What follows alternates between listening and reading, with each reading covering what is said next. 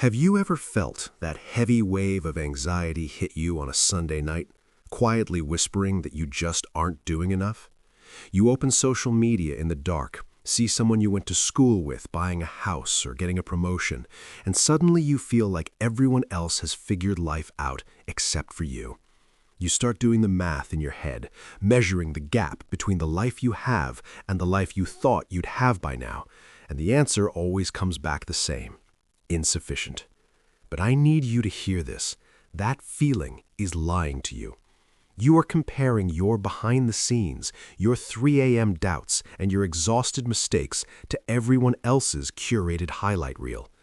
If you want to build real wealth and a life you are genuinely proud of, you don't need to panic.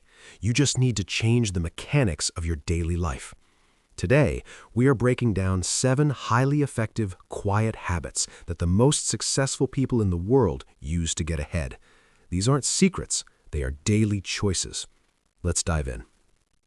Habit number 1 is putting an end to the guessing game. Most people don't actually have a money problem, they have an awareness problem. We casually drop money on conveniences or fast food without thinking, completely blind to the slow leak draining our accounts. Highly successful people track every dollar coming in and going out. When you force yourself to put your numbers on paper, the guessing stops and the leaks become glaringly obvious. You start to realize how much you are quietly handing away on things you don't even care about. The moment you build the habit of tracking, careless spending naturally starts to feel uncomfortable. Habit number 2 is shifting your time horizon. The truth is, most of our worst financial and life decisions are short-term decisions, late-night impulse buys or quick upgrades that feel incredibly important for about 2 days. To break this cycle, start thinking in 5-year blocks. Before you make a significant purchase or a major life choice, run it through one simple filter. Will this matter in 5 years? When you stretch your thinking out that far, most of the superficial things instantly lose their power. This single question kills a lot of short-term stupidity and keeps you focused on the long game.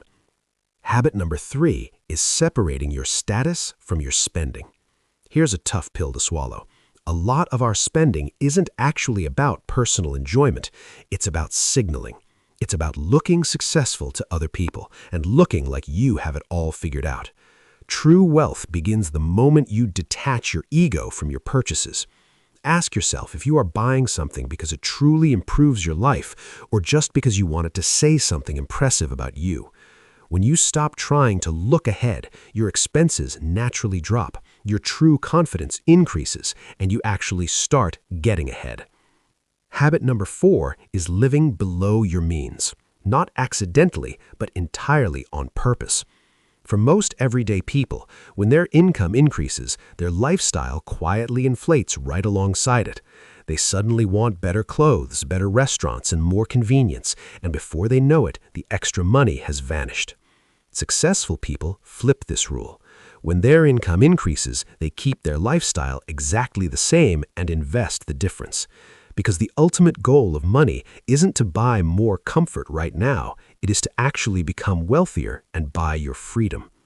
Habit number 5 is a massive psychological shift. When we fail at something, a project, a job interview, a relationship, we usually treat it like a final verdict. We let it tell us that we aren't good enough.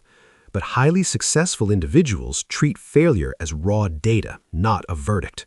A verdict just sits there and makes you feel terrible, but data is something you can use.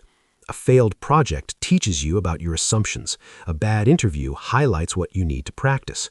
The person who fails and actually examines the raw data develops vital navigation skills that the person who succeeds on their very first try never learns. Don't fear the detour. It's teaching you how to read the map. Habit number 6 is investing in the machine that creates the wealth, you. It's easy to just throw money into the stock market, but the greatest investment you can make is in your own capability. Whether it's reading a finance book to completely rewire how you understand money, taking a course, or developing a new skill, you have to invest in yourself. Income expands when capability expands. When you start spending your money and time on learning instead of just consuming, you slowly stop thinking like a consumer and start thinking like a builder. Finally, habit number 7, mastering the invisible choices. We're conditioned to look for massive, dramatic turning points, a viral moment or a sudden promotion. But the things that actually change your life don't look glamorous. They look like a Tuesday. They look like choosing the harder option when you're exhausted, holding a boundary, or cooking a meal instead of giving up and ordering out. These tiny, unglamorous choices don't register as impressive to the outside world, but they compound. They shape your life slowly and invisibly, like the way water carves through solid rock, until one day everything is completely different. I want to leave you with this. That restless feeling you have, that ache telling you that things could be better, isn't a symptom of failure. It's the engine driving you forward. The fact that you feel behind simply means that you still care, and caring is the prerequisite for everything that matters. You are not behind.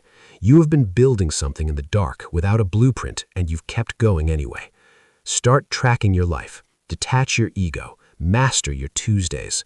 You have the data, you have the drive, and now it's time to build. If you're ready to stop drifting and start building, smash that like button right now. Share this with one person who needs a wake-up call and comment, "I'm ready," to lock in your commitment. Subscribe to join the tribe. See you in the next one.